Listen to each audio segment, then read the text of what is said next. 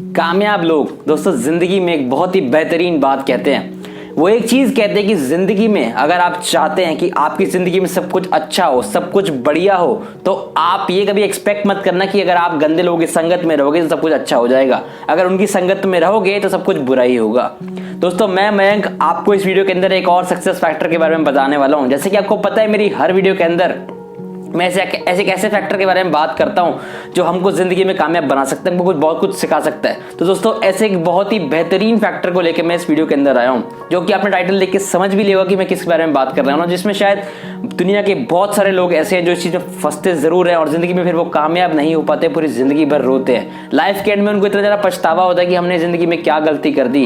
लेकिन दोस्तों मैं आपको बता दूं कि ये जो गलती इस वीडियो के अंदर मैं बताने वाला हूँ, ये काफी लोग बहुत बड़ी गलती ये चीज करते हैं, तभी वो जिंदगी में हमेशा हारते हैं और जिंदगी में रोते रह जाते हैं। दोस्तों जिसके बारे में मैं बात करने वाला हूं वो है गलत संगति के बारे में। दोस्तों सिंपल सी बात करूंगा, एक स्टोरी की फॉर्म में बात करूंगा। सिंपल सी स्टोरी होगी लेकिन चीजें जो ये चीज आपको सिखा देगी ना, इतनी ज्यादा बेहतरीन सिखा देगी कि आप जिंदगी में आज से गलत संगति को छोड़ देंगे, जिंदगी में सिर्फ मेहनत करेंगे, अच्छे लोगों के साथ जुड़ेंगे, अपनी जिंदगी को बढ़िया बनाएंगे। दोस्तों होता क्या है ना कि एक लड़का होता है, इसका नाम होता है सुनील। वो बहुत ज़्यादा मिडिल क्लास फैमिली को बिलोंग करता है। बहुत ही बड़ी एक फैमिली होती है उसकी, बहुत बड़ी फैमिली होती है जो मिडिल क्लास होती है बिल्कुल ही। अब मिडिल क्लास फैमिली दोस्तों सीधी सी बात है, लोग क्या सिखाते हैं कि यार बहुत ज़्यादा आपको पढ़ाई करनी ताकि आप अच्छे मार्क्स लेके आए, जिंदगी में आप टॉप करते रहें और लाइफ में एक अच्छा लेवल बनाए ताकि हम लोग जिंदगी में आगे जाके ऐश कर सके। अब उसकी फैमिली का भी यही पर्सपेक्टिव था। वो ये चीज़ से कहते हैं कि बेटा तू बहुत ज़्यादा पढ़, तू मेहनत कर ताकि तू अच्छे मार्क्स लाए, ताकि तू बहुत ज़्यादा जिंदगी में कामयाब बने और हमारी जिंदगी में तू बढ़िया कर दे। तो उसने अपने पापा मम्मी की बात को माना, मेहनत करी और वो हुआ क्या कि वो पहली क्लास से लेकर 12वीं क्लास तक हर बार फर्स्ट आता गया, हर बार टॉप करता गया। अब उसी वजह से उसका अच्छे कॉलेज में एडमिशन हुआ। अब जब कॉलेज में एडमिशन हुआ तो हुआ कि वहाँ जब वो पहुंचा उसने देखा कि यहाँ पर जो दुनिया है बिल्कुल ही अलग है।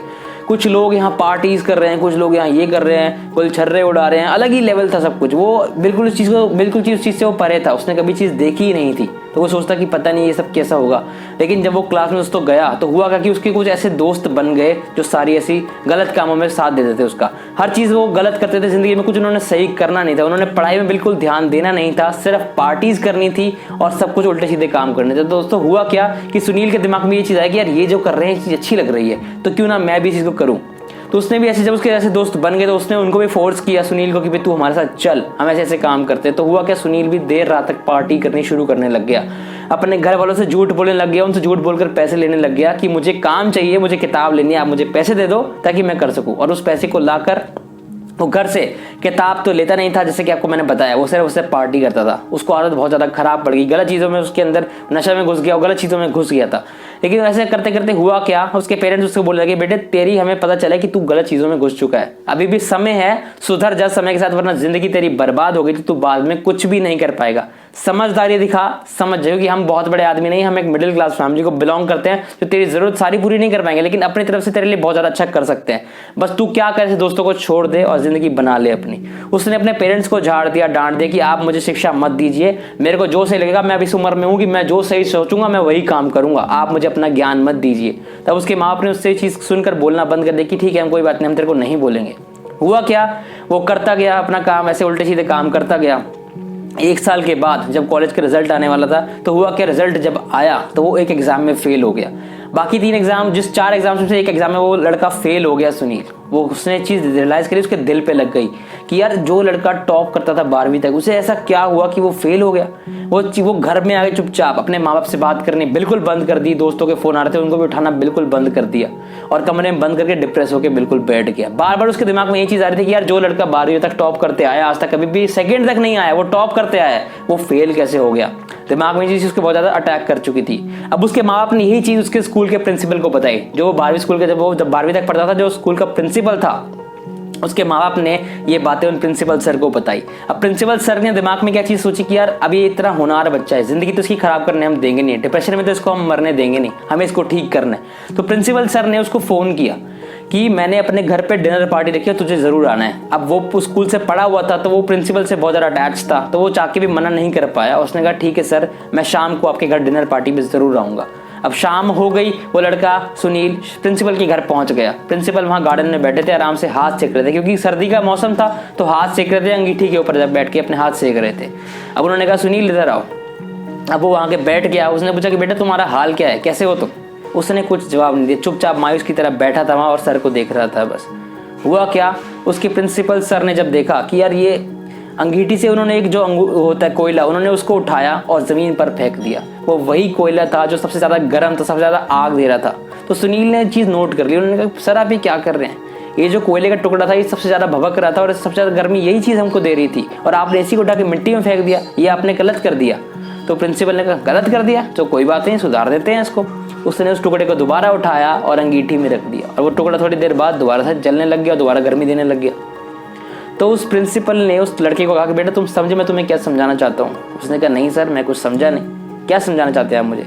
उसने कहा देखो बेटे तुम ये कोयले के टुकड़े जैसे हो, तुम जब तक अंगीठी में थे तब तक तुम्हारी ज़िंदगी बढ़िया चमक रही, तुम लोगों को गर्मी दे रहे थे और अपना काम बढ़िया से कर पा रहे थे।